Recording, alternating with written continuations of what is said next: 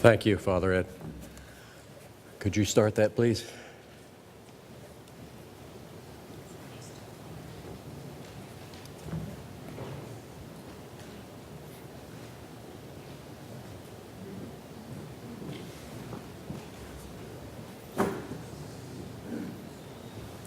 First slide. Go back to the first slide. Wrong slide. First slide. First slide. There we go. Okay. Once we get the technology in order, we're all set. As Father Ed said, there is some additional information that is supplementary to the explanations given you in the packet that you have on the amendments. And specifically, it is supplementary to R6 and R8 that deal with the amendment of the Constitution and the canons, and R10 that deals with the Dennis Canon. Next slide. As background, many of you attended the deanery meetings, but some of you did not. For those of you who did not, I'm just going to give you a brief refresher.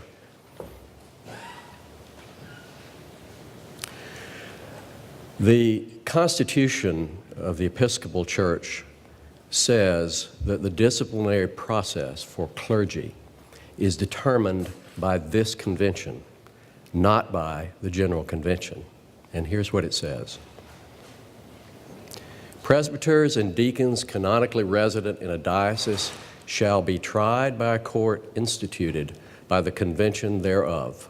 That is in the current Article 9, and it is in the article that will be in effect in 2011. This is very similar to the very first article to this effect. In 1789, when the very first Constitution was adopted, that article read, "In every state, the mode of trying clergymen shall be instituted by the convention of the church therein."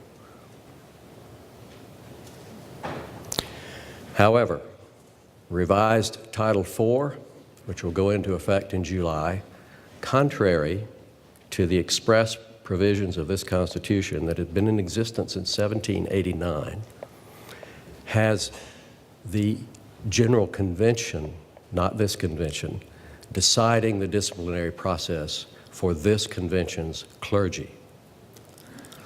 And those revisions broaden the nature of possible offenses. They redefine existing offenses, making them broader as well. They dramatically reduce procedural safeguards for clergy. They effectively remove the standing committee from the disciplinary process, and they significantly increase the power of the diocesan bishop and also the presiding bishop with respect to discipline.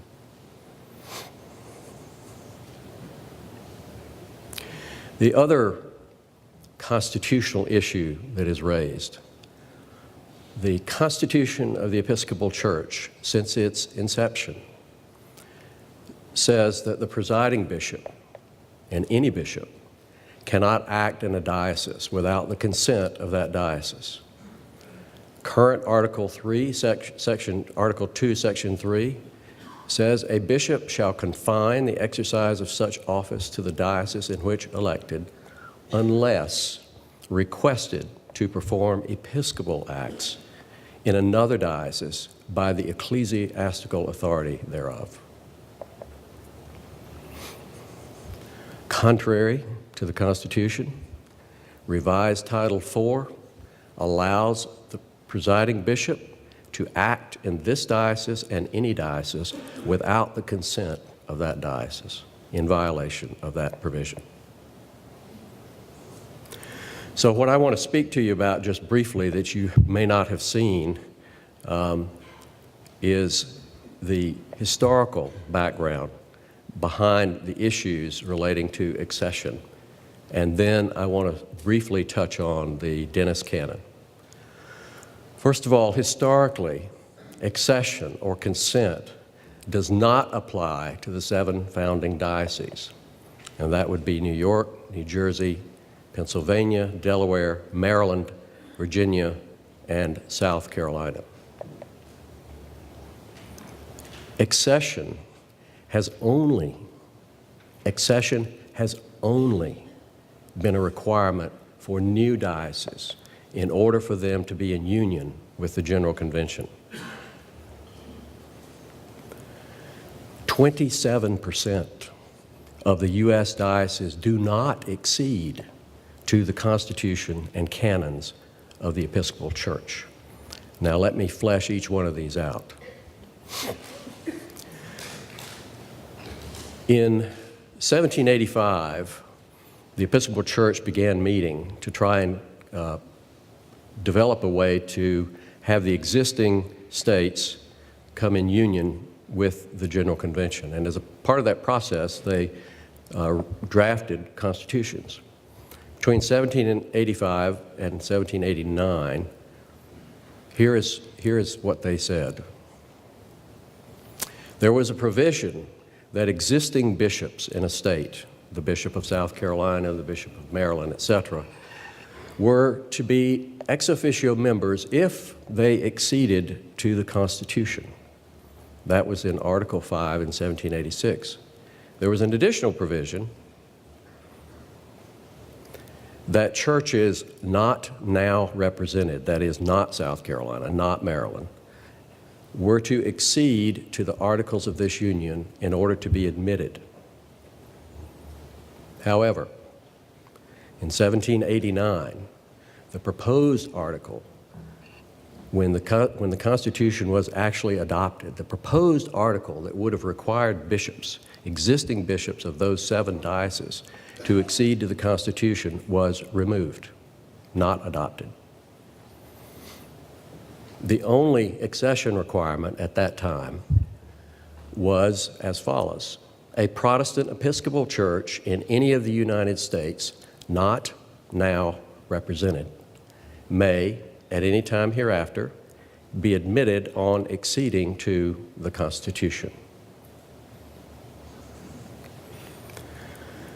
In 1904, accession to the Canons was added as a requirement for new dioceses.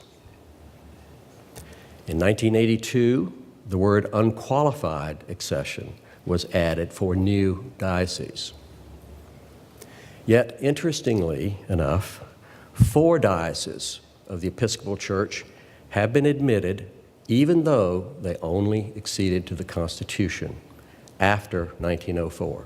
Central Gulf Coast in 1970, Western Louisiana in 79, Eastern Tennessee in 85, and Western Tennessee in 1982.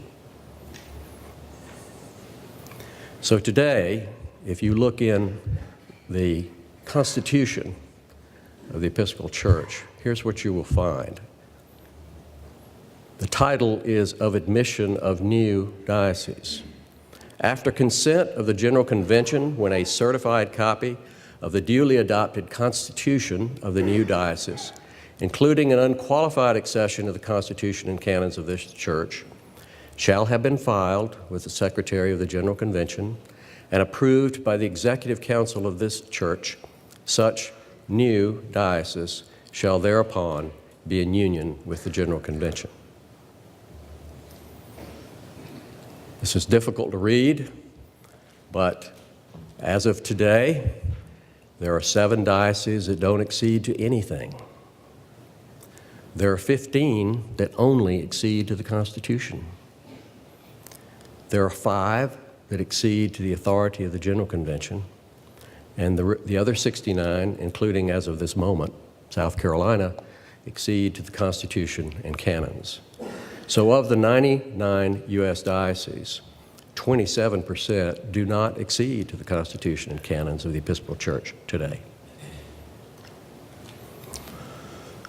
R10 speaks to the issue of removing the Dennis Canon from our diocese canons. The Dennis Canon has always been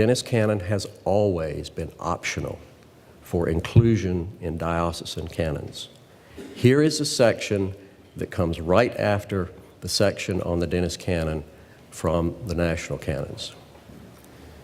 Section 5, the several dioceses may, at their election, further confirm the trust declared under the foregoing Section 4 by appropriate action, but no such action shall be necessary for the existence and validity of the trust. The Dennis Canon was allegedly placed into the national canons in 1979.